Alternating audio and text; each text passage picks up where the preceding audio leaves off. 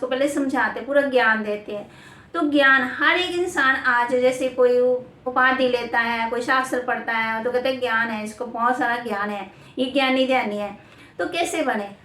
तो परमात्मा भी हम बच्चों को यही बताते हैं कि ज्ञान क्या है। हमारी इच्छा वो जो जिसमें अच्छाई लोक कल्याण हो, और यही तो ज्ञान है। ज्ञान क्या है? मतलब दूसरों के लिए हमने अच्छा सोचना। पहले तो हम अपने लिए सोचते थे ना, अब हमने दूसरों के लिए सोचना है, तो सबका कल्याण हो और जिसमें अच्छे और बुरे के अंतर हो, समझ हो, ये जानकारी हो कि किस में हमारा लाभ है और किस में हमारी हानि है, किस में हमारा कल्याण है और किस में हमारा अकल्याण है। जब हम ज्ञान प्राप्त करते हैं तो उसका पहले परिणाम ये होना चाहिए कि हमारी जो हानिकारक इच्छाएं थी ना, अकल्याणकारी इच्छाएं थी, वे समाप्त चाहिए। वे हमारी इच्छाओं में लोक कल्याण, सबका भला हो, समर्पण भाव हो, जिसको हम भगवान पर समर्पण कहते हैं। भगवान हमारा समर्पण लेकर क्या करेगा? उसको किसी चीज की आवश्यकता नहीं है। हम समर्पण किस लिए करते हैं? लोक सेवा के लिए, लोक कल्याण के लिए। ये हमारी इच्छा है। ये इच्छा मेरे लिए नहीं है, लोक कल्याण अर्थ के लिए है। हवन करते हैं किस लिए करते हैं? सारा मंत्र पढ़कर क्या करते हैं? ये अग्नि के लिए, ये वायु के लिए, ये आकाश के लिए, ये मेरे लिए। उसका भाव क्या है? घी को अग्नि में डालेंगे, अग्नि में डालेंगे ना तो सूक्ष्म हो जाएगा, सूक्ष्म होकर सारे वातावरण में मिल जाएगा। घी किसी को पिला दे, उसको अग्नि में क्यों डाल रहे हो? वह उसकी व्याख्या देते हैं कि अग्नि में डालने से वह सूक्ष्म हो जाएगा, माना सारे वातावरण में फैलेगा। तो हमारे में माना दूसरों का भला करने की, दूसरों का कल्याण करने की भावना आएगी। ज्ञान हमें ये नॉलेज देता है ना। तो खाएंगे तो हम थोड़े लोग खाएंगे, लेकिन वातावरण में मिल जाएंगे तो सबका थोड़ा थोड़ा मिल जाएगा ना। फिर आज आदमी के पास पीने के लिए दूध नहीं है, लेकिन आग में डाल देते हैं। क्यों? क्योंकि शुरू में इसके पीछे भी त्याग की भावना थी। मैं बार बार यही कहते हैं, अग्नि को भी भगवान मानकर उसको समर्पित करते हैं। तो परमात्मा भी हम बच्चों को यही कहते हैं कि सुखी कैसे होंगे, सब सुखी कैसे होंगे? हम भी समर्पण करते हैं, लेकिन उसका भाव यही होता है कि हमारी जो शक्ति है, हमारा जो समय है, हमारी जो संपत्ति है, हमारा जो भी है वह स्व इच्छा के लिए नहीं, स्वार्थ के लिए नहीं, सबके लिए है। कोई भी सत्संग होगा आर्य समाज का, सनातनों का, तो क्या कहते हैं? सब सुखी रहे। हर एक सत्संग में ऐसे गाते हैं, ऐसे हमारे कहने से सब सुखी हो जाएंगे क्या? अगर हमारे कहने से विश्व में सब सुखी हो जाएंगे तो इतने सब कार्यक्रम आदि करने की क्या जरूरत है? फिर ऐसे ही हो जाएंगे फिर। लेकिन ऐसा नहीं है, मनुष्य कर्मों से गिरे और कर्मों से चढ़ेंगे। दुख और अशांति किससे मिलती है? बुरे कर्मों से। सुख और शांति कैसे मिलेगी? अच्छे कर्मों से। कि जैसा बीज बोएंगे वैसा ही फल मिलेगा ना। आज इंसान कहता है कि परमात्मा मुझे दुख देता है। परमात्मा कभी भी दुख नहीं देता है, वो मेरा पिता है ना, वो कभी भी दुख दे नहीं सकता है। तो दुख कैसे मिलता है? अपने कर्म अनुसार। जैसा बीज बोया वैसा ही, जैसे मैंने दूसरों को दिया है वैसे ही मुझे मिलेगा ना। फिर कर्म कैसे किए जाते हैं? संकल्प से।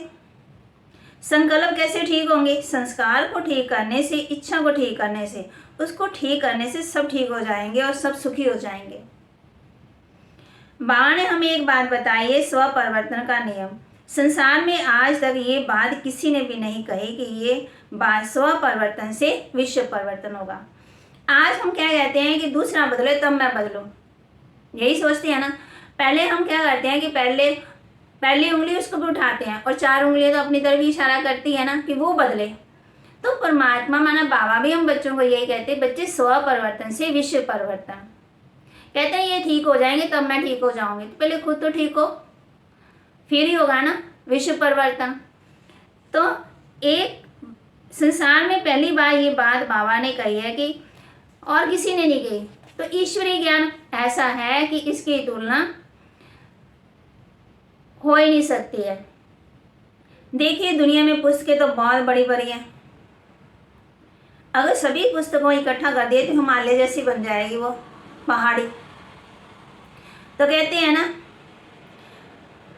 तो हिमालय जितनी ऊंची ऊंचाई हो सकती है इतनी किताबें हैं संसार में, लेकिन उनसे प्राप्ति क्या हुई? कहते हैं खोदा पहाड़ निकला चूहा, वो भी मरा हुआ। आजकल हम कितनी मोटी मोटी किताबें पढ़ते हैं, लेकिन उनसे हमें फ़ायदा क्या हुआ? तो विश्व में परिवर्तन कैसे आएगा? सब कहते हैं कि विश्व में परिवर्तन आना चाहिए, शांति स्थापन होनी चाहिए। कैसे परिवर्तन आएगा? क्या शिव मंत्र से, जादू से? कितना बड़ा विश्व है। बाप की बात बेटा नहीं मानता, बेटे की बात बाप नहीं मानता, पति की बात पत्नी नहीं मानती, पत्नी की बात पति नहीं मानता। तो विश्व परिवर्तन कैसे होगा? एक दूसरे से लड़ते झगड़ते रहते हैं। ऐसी स्थिति में संसार कैसे बदलेगा? तो जैसे देखो, ब्रह्मा कुमारी ईश्वरी विश्वविद्यालय में जाते हैं तो कहते हैं संसार बदल जाएगा, कलयुग चला जाएगा और सतयुग आ जाएगा। क्या कलयुग ऐसे चला जाएगा? अंग्रेज भारत को छोड़कर नहीं जा रहे थे, उसको भगाना पड़ा। वो ऐसे ही चलेगी क्या? तरीका अपनाना पड़ेगा ना। फिर माना बुराइयों को छोड़ना तो उसको अपनाना तो पड़ेगा ना, अच्छाई को। उसके लिए बाबा ने क्या तरीका बताया? स्व परिवर्तन से विश्व परिवर्तन। जो मेरे अंदर कमी है, कमजोरी है, उसको निकालो तब परिवर्तन होगा ना। हम अपनी तो कमी कमजोरी निकालते नहीं है, दूसरों को कहते इसके अंदर ये कमी, इसके अंदर ये कमी है।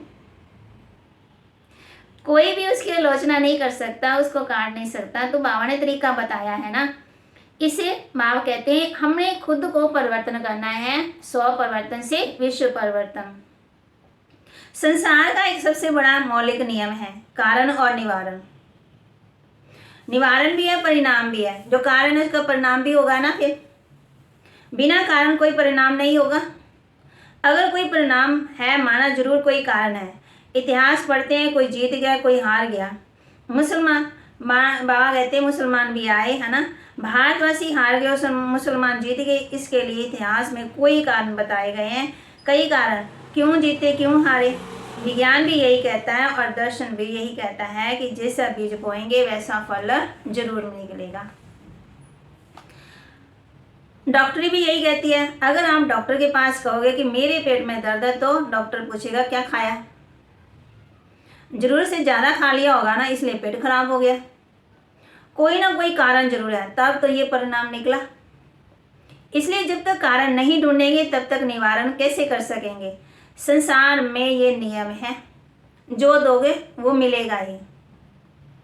तो आज हम उसी प्रकार संसार में दुख और अशांति है, तो उसका कारण क्या है? दुख और शांति का परिणाम है, फल है ना। इसका बीज क्या है? उनका कारण क्या है? बाबा हमें समझाते हैं उनका कारण है मनुष्य के बुरे कर्म। जैसा करोगे वैसे पाओगे।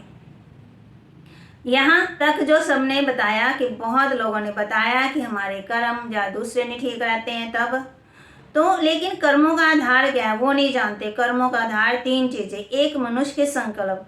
कोई भी कर्म हम करने लगते हैं तो पहले संकल्प आता है। कोई भी कर्म चाहे मनसा हो, चाहे वाचा हो, कर्म ना हो, उसका कारण ये मूल है विचार या संकल्प। दूसरे है संस्कार। पहले की हमारी जो मानता है संस्कार है, उनका विचारों पर प्रभाव पड़ता है। तीसरी है स्मृति। कोई आपका मित्र एक बात कहता है कि ये करो, आत्मा में स्मृति पड़ी रहती है ना कि ये हमारा मित्र है, इसकी बात माननी पड़ेगी, ये काम करना हमारा फर्ज है। अगर ये स्मृति ना हो तो हमारा हाथ कर्म करने के लिए उठेगा ही नहीं। इस प्रकार संकल्प, विचार, संस्कार और स्मृति, ये तीनों मिलकर कर्म का आधार बनते हैं। इनको ठीक करने बगैर कर्म ठीक नहीं होंगे और कर्म ठीक किए बगैर फल ठीक नहीं होंगे।